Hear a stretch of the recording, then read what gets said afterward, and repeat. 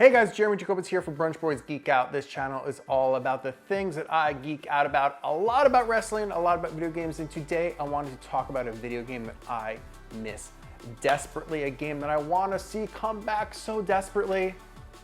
Cruis N USA, Cruis N World, Cruis N Exotica, the entire cruising series I would very much like back. Now, I started thinking about this because one game I've been playing recently is Hotshot Racing, and it is like an ode, a love letter, a piece of fan service to all of us 90s kids that love those sort of like fun, arcade, silly, easy racing games of the 90s. I'm talking like the cruising games, the Ridge Racer games, the Rush series, all those games that were so much fun, that I have so many fond memories of that I just found we've sort of like gone away from recently. Like the trend has been like super hardcore racing games, even stuff like Burnout. I feel like is so big and expansive now that like it's arcadey driving, but not an arcadey feel. And Hotshot Racing is giving me that feeling of like, oh, I miss it so much. But more than Hotshot Racing, you know what I want?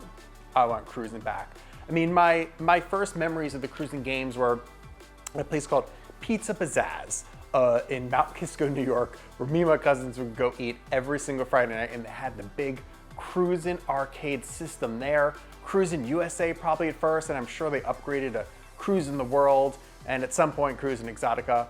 Memories there, memories at Sports Time USA. This is all for like my Westchester fans out there. If you know what I'm talking about, comment below.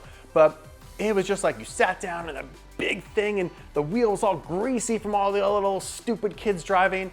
And it was just the best experience ever. It was silly, it was over the top, it was fun. You wanted to drive and laugh and have a really good time. And we've just sort of gone away from that a little bit in racing games. And Hotshot Racing has brought it back a little bit. It's definitely silly. It's definitely this weird vibe.